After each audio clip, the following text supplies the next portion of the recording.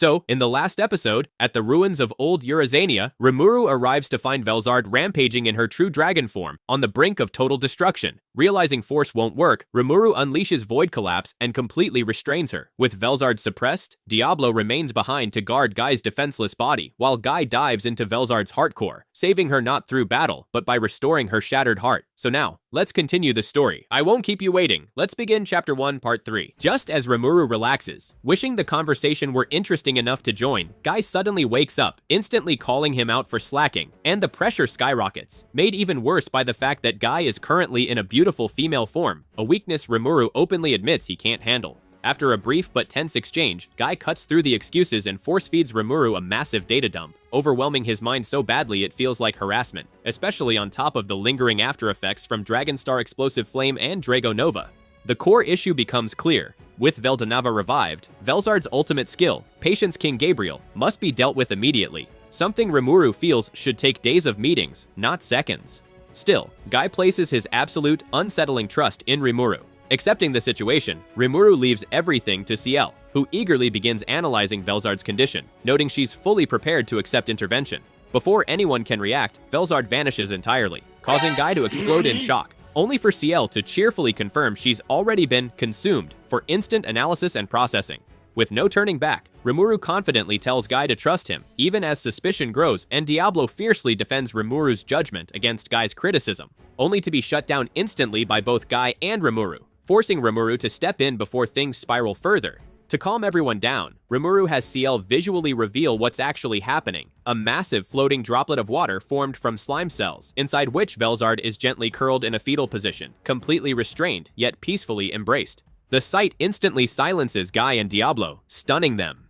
Inside, Velzard realizes she has been devoured by Rimuru, but instead of fear, she feels relief for the first time in her existence, allowing her to confront her inner self directly. She begins balancing the authority of two ultimate skills, Gabriel, King of Patience, created by Veldanava to embody perfect law, and Leviathan, King of Jealousy, born from her own desire, attempting to harmonize or cancel their influence. Even Velzard believes Guy's desired evolution of authority should be impossible, as altering Veldanava's perfected system risks shaking the foundations of the world itself, yet she pushes forward anyway to meet Guy's expectations. While Rimuru wonders why he always ends up mediating divine-level chaos, Ciel suddenly reports success. Ability modification is complete. Gabriel and Leviathan have merged into an entirely new ultimate skill, King of the Ice God, Cthulhu.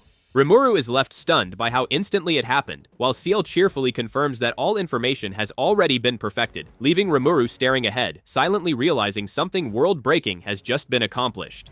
From Velzard's point of view, the moment her consciousness shifts, the ultimate skills engraved into her soul immediately clash for dominance. Leviathan, King of Envy, violently attacks Gabriel, King of Patience, on her command, yet Gabriel refuses to yield or evolve, forcing the battle inside her spiritual world into a perfect deadlock and seemingly proving that the evolution Guy wanted was impossible. Then, an unfamiliar voice echoes directly within her heart, calmly asking permission to interfere with her authority, its presence unreal and nothing like what she expected from Rimuru's help. It feels similar to the language of the world once created by Veldanava, yet fundamentally different, leading Velzard to suspect a Manus-like information lifeform. When she asks if it is Rimuru, the voice avoids answering and demands immediate consent, and sensing no hostility, Velzard gambles everything and agrees. In the next instant, ability alteration occurs as something incomprehensible forcibly integrates Gabriel and Leviathan at a speed too overwhelming to perceive, ending before she can even react. The voice announces completion, a new ultimate skill, King of the Ice God, Cthulhu, perfectly stable, with no resistance, as if it always belonged to her. So overwhelming that Velzard briefly wonders if she could rival Guy. Realizing Velgrain reached a similar state through Rimuru shocks her, as this surpasses even what she believes Veldanava could achieve. From deep within her sealed heart, Velzard understands one undeniable truth. Rimuru exists on an entirely different level, far beyond even her, and for the first time, that realization gives her genuine hope that this world is still worth fighting for. As Guy watches Velzard, his composure slips into unease, because despite suggesting it himself, he's starting to wonder if letting Rimuru perform ability modification on a true dragon was a mistake. He always believed Rimuru could succeed. After all, the demon country is full of beings who evolved far beyond their limits. But what Guy is seeing now is something else entirely. This isn't growth, it's true evolution, a leap into a higher plane of existence that even dragons shouldn't achieve so effortlessly. Veldora followed Rimuru. Velgrand was fundamentally changed, and now Velzard herself is transforming from the inside out. Guy can only stare in shock, realizing this goes far beyond skill manipulation, into a realm of power that was meant to be his alone. Long ago, when Guy fought Veldanava, he witnessed a terrifying power that didn't rely on magic, but directly rewrote the laws of the world. Unlike magic, which creates single phenomena step by step, Veldanava's authority could rewrite multiple events at once, producing overwhelming results with no effort.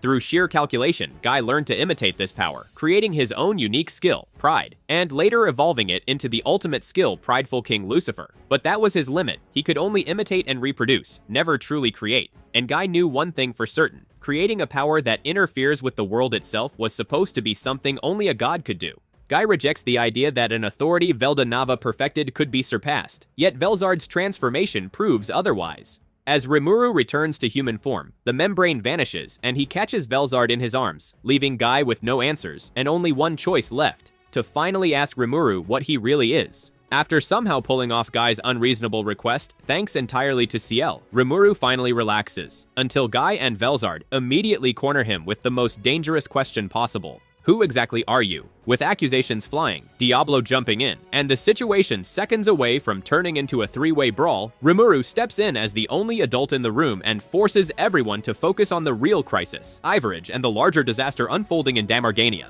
Using God's Eye Argos to survey the battlefield, Rimuru realizes things are barely holding together, but the conversation takes a terrifying turn when Velzard reveals the true threat. Veldanava has already revived, ordered the gate to Tensukaku left open, and may now be planning to destroy and recreate the world itself. Worse, even Velzard admits her brother feels different, frightening. Guy agrees to confront Veldanava directly, but the real problem is loyalty.